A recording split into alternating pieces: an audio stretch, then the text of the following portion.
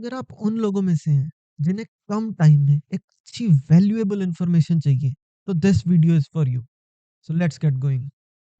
तो जैसे आपने अभी ऑस्टियोपैथी एंड फिजियोथेरेपी में दोनों में क्या फ़र्क है? देखिए, फिजियोथेरेपी इज बेसिकली, दोनों में सिमिलरिटीज पहले बताता हूँ फिर फर्क बताऊंगा। सिमिलरिटीज ये हैं कि हम एक छोटे से बच्चे से लेकर एक बड़े बुजुर्ग तक हर एज ग्रुप का इलाज कर सकते हैं। सेकंड, फिजियोथेरेपी का बेसिक काम ये होता है कि जो आपको इंजरी से पहले जो आपका स्टेटस था, एक फिजियोथेरेपिस्ट का वो काम होता है कि आपको उस लेवल पे दोबारा पहुंचाए आफ्टर आपकी इंजरी हुई हो, आपकी सर्जरी हुई हो, या कोई भी चीज़ जिसकी वजह से आपकी मोबिलिटी रुक रही है, उस चीज़ को ठीक करने का काम और आपको सोसाइटी में दोबारा फिट इन करने का काम फिजियोथेरेपिस्ट का होता है। So basically they help you to rehabilitate or to rejoin the society with full of your functions which are you are doing before injury status, जो आपका प्री इंजरी स्टेटस था उससे पहले के लेवल पे आपको पहुंचाना। Osteopathy is an holistic approach, वो बॉडी को एक यूनिट की तरह देखती है। एंड उसमें भी एक इंपॉर्टेंट प्रिंसिपल है जो फिजियोथेरेपी के साथ कॉमन है, इज कि अगर स्ट्रक्चर आपका ठीक है तो आप फंक्शन प्रॉपरली कर पाओगे।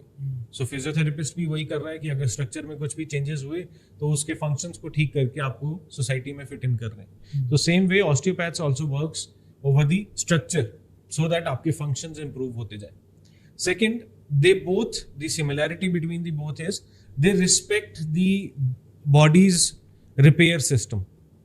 हर बॉडी का एक हीलिंग और रिपेयर सिस्टम है, so we should respect that. So physiotherapist और ऑस्टियोपैथ्स दोनों मिलके उस चीज को रिस्पेक्ट करते हैं और बॉडी को हील होने का टाइम देते हैं, rather than doing anything to the physiology. जैसे मेडिसिन ले लेते हैं हम कभी कभी, सो उससे क्या होता है कि एक एंजाइम को डाउन करेंगे या हार्मोनल लेवल को इंक्रीज करेंगे सो दैट आप उनकी बॉडी की फिजियोलॉजी से प्ले करते हो। But in physiotherapy you treat the joint and you give body the time to heal. So आप बॉडी को रिकवर होने का टाइम देते हो। That is what is the miracle in these two fields. And physiotherapist जो है उसे osteopath होना भी ज़रूरी है? ऐसा ज़रूरी नहीं है। इफ़ यू जैसे मैंने स्टार्टिंग में आपको बोला कि it is a new feather to your hat, है ना। आप न्यू ऑप्शंस ढूंढते हैं कि पेशेंट को कभी कभी आप कोई ट्रीट कर रहे होते हैं चीज़, तो आप कोई चीज़ मिसिंग हो रहती है, आपको एक आधी कोई चीज़ ऐसा लगता है कि नहीं यार ये चीज़ ऐसा मैं और करूं कि मेरे पेशेंट को आराम आ जाए। So osteopathy can be that solution. तो ऐसा नहीं है, ऐसा ज़रूरी नहीं है बिल्कुल भी कि फिजियोथेरेपिस्ट को ऑस्टियोपैथ होना ज़रूरी है या ऑस्टियोपैथ को फिजियोथेरेपिस्ट होना ज़रूरी है, नहीं। दोनों एक अलग ट्रीटमेंट प्रोटोकॉल्स हैं।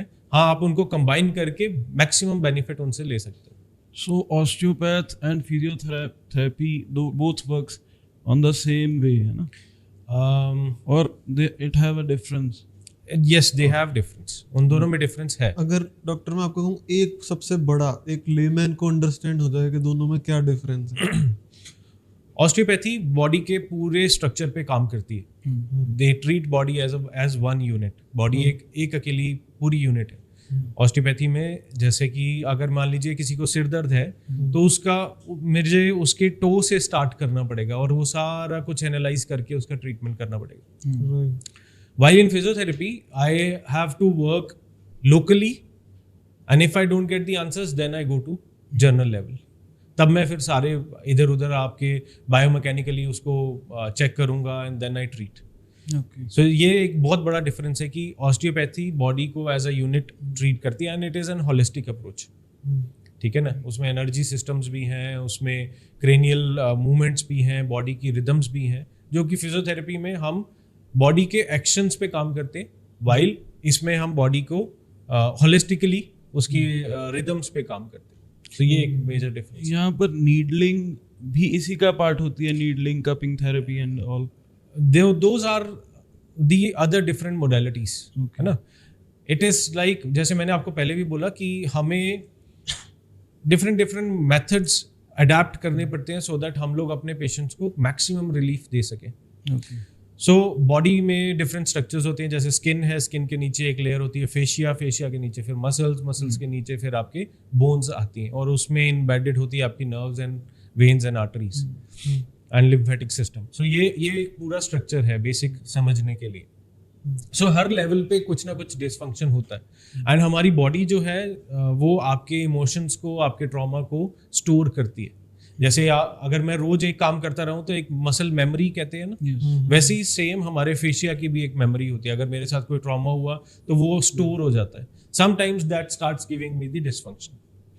सो इसलिए हमें डिफरेंट मोडालिटीज, जैसे आपने अभी नाम लिया dry needling, cupping therapy, they all works on releasing the trigger points, they all works on releasing the facial tightness, they all works on releasing the adhesions, है ना। सो बेसिकली ये है कि अगर मैं इसका एक इजी सा एग्जांपल ये है कि अगर मैं एक टाइट शर्ट, अपने साइज से छोटी शर्ट पहन लूंगा तो मुझे मूवमेंट करना डिफिकल्ट होगा। सो ये सारी मोडालिटीज क्या करती हैं कि उस फेशिया को, उस स्किन को, उस मसल्स को रिलीज करके आपको मोबिलिटी में हेल्प करती है।